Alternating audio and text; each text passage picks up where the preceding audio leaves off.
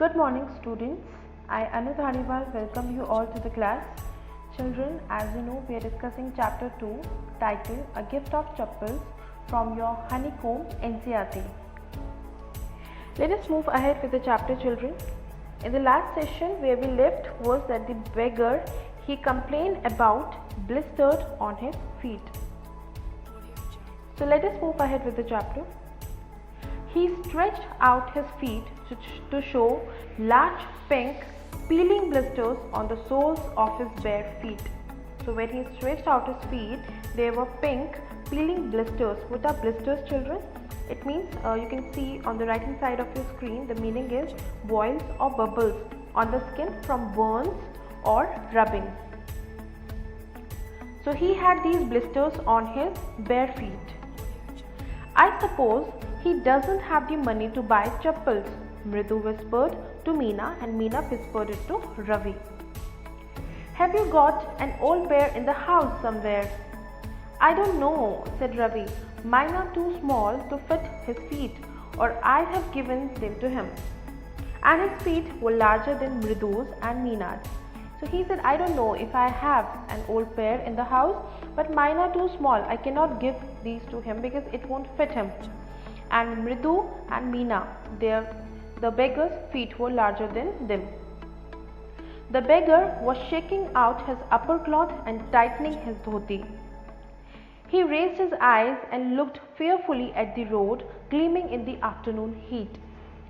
So children, the beggar, he was very fearful to go back to the road, and it was very hot. He needs something on his feet, Meena said, her big eyes filling. It's not fair. Shh, said Ravi. I'm thinking about it.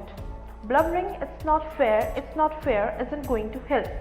So he said, just let me think. Quiet everyone. If you keep on saying it's not fair, it's not going to help. In 2 minutes, he'll be frying his feet on that road. What he needs is a pair of chappals. So where do we get them? Come, let's search the house. He pushed Mridu and Meena into the house. So now they went into the house in search of the chappals. Just as she stepped into the veranda, Mridu's eyes fell on the odd-looking chappals she had noticed when she arrived. Ravi, she whispered to him, whose are those? You can see the picture of the chappals in your screen, children. These are the old-looking chappals that we have been describing from the beginning of the session. Ravi turned and glanced at the shabby-looking but sturdy old slippers. That means they were very shabby-looking, but they were sturdy. He beamed and nodded. These are just the right size, he said, picking them up. Mridu and Meena followed him nervously back into the garden. So he picked them up that these are the right size and they will fit the beggar. And they nervously back into the garden. Here, said Ravi to the beggar, dropping the slippers in front of the old man. Wear these and don't come back. The beggar stared at the slippers, hurriedly flung his towel over his shoulder, pushed his feet into them, and left muttering a blessing to the children. So the beggar, now he just wore the chappals and he went out on the road. He left for the road, but he also blessed the children. In a minute, he had vanished around the corner of the street, so he was gone. The music master came out of the house and took an unappreciative look at the three of them sitting quietly under the tree playing marbles. Unappreciative means, children, disapproving. So he was disapprovingly looking at three of them and they were playing marbles under the tree. Then he searched for his chappals in the veranda where he had put them.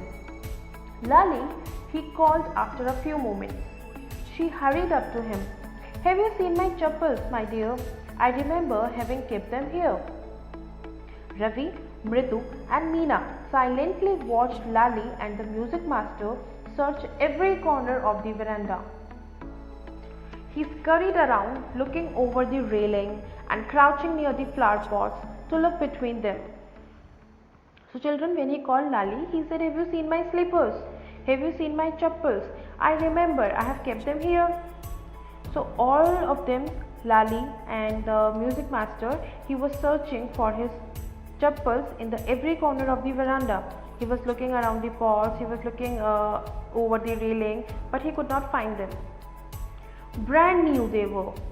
I went all the way to Mount Road to buy them. He went on saying, they cost a whole month's fees, do you know? So the music master said they were brand new. But if you remember children, in the very first topic, in the very first session that we took for this chapter, we have described the slippers. They were very shabby and they were old. But the music master was now saying that they were brand new and they cost a whole month's fees, do you know? Soon, Lali went in to tell her mother. Rukumani appeared looking harassed with Pati following her. Where could they be? It's really quite upsetting to think someone might have stolen them. So many vendors come to the door, worried Pati. He said, where could it be? It's not very good to think that someone might have stolen them, but so many vendors come to the door. Rukumani caught sight of Ravi, Mridu and Meena sitting under the tree. Have you children? She began. So she said, have you children?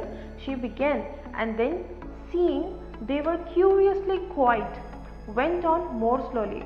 So she was now more slower with her tone.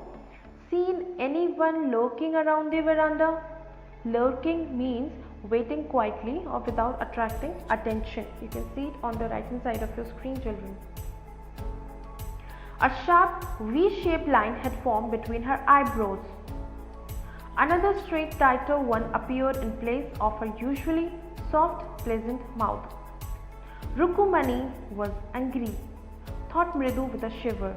So Mridu thought that Rukumani is angry. We can see it from her face, the expressions on her face. She wouldn't be so upset if she knew about the poor beggar with sores on his feet, she tried to tell herself. She thought that if we tell her about the poor beggar, she won't be so angry. Taking a deep breath, she cried, Rukumani, there was a beggar here. Poor thing, he had such boils on his feet. So, said Rukumani grimly, turning to Ravi. You gave the music master's chappals to that old beggar who turns up here. Children these days, groaned Pati. Amma, didn't you tell me about Karn, who gave away everything he had, even his gold earrings? He was so kind and generous. So Ravi said that Amma, you only told me about Karn, who had given away everything, even his gold earrings, and this was because he was so kind and so generous. Silly, snapped Rukumani. Karn didn't give away other people's things, he only gave away his own. So she explained to him that he didn't give away other people's things, Karn gave away only his own things. But my chappals wouldn't have fitted the beggar's feet, Ravi rushed brashly on. And Amma, if they did fit, would you really not have minded? So he said, but my chappals wouldn't have fitted the beggar's feet. And even if they did fit, would you really not have minded? You would have scolded me even then. Ravi, said Rukumani, very angry now. Go inside this minute. So she was very angry and she sent him inside. She hurried indoors and brought out Gopu Mama's hardly worn new chappals. These should fit you, sir. Please put these on. I'm so sorry. My son has been very naughty. The music master's eyes lit up. He put them on, trying not to look too happy. So children, Rukumani, she went inside and she gave to the music master Gopu Mama's new chappals, which were hardly worn. She said these should fit you. The music master was now very happy, children. Why? Because he knew that his slippers, his chappals, they were very old. And instead of them, he is getting new chappals. So he was trying not to show his happiness. Well, I suppose these will have to do. These days, Children have no respect for elders. What to do? So he said, okay, I suppose these will have to do. These days children don't know how to respect the elders. A Hanuman incarnate. Only Ram can save such a naughty fellow. So he was referring a Hanuman incarnate to Ravi. He was referring him as a Hanuman incarnation, that he was a form of Hanuman and he was very naughty. So he said only Ram can save such a naughty fellow. Rukumani's eyes flashed. She was angry again. She didn't seem to like Ravi being called a monkey, even a holy monkey. So she didn't like Ravi being called a monkey, even if it was the name of a god. She stood stiff and straight by the front door. She was very angry, children. It was clear she wanted him to leave quickly. When he had clattered off in his new chappals, clattered means, children, you can see on the left hand side of the screen, means gone off noisily with the noise or clatter of chappals. When you walk, the chappals that make the noise is the clatter. So when he had clattered off in his new chappals, she said, Mridu, come in and have some tiffin. Honestly, how do you children think of such things? Thank God your Gopu Mama doesn't wear his chappals to work. So she was asking Mridu to come inside and have some food. And she was thinking that how could you children think of such things? Thank God your Gopu Mama doesn't wear his chappals to work. As she walked towards the kitchen with Mridu and Meena, she suddenly began to laugh. So Rukumani was laughing now, children, saying, but he is always in such a hurry to throw off his shoes and socks and get into his chappals as soon as he comes home. What's your mama going to say this evening when I tell him I gave his chappals to the music master? So she was laughing, thinking that whenever Gopu Mama comes back home from his work, he is in a hurry to throw off his shoes and socks and get into his chappals. Now when I tell him that I have given your chappals to the music master, what is he going to say? So this was all for the chapter, children. With these words, I would like to conclude the session for today. Hope you would have enjoyed the chapter. We'll see you in the next class with a new topic. Till then, stay home, stay safe, take care. Thank you.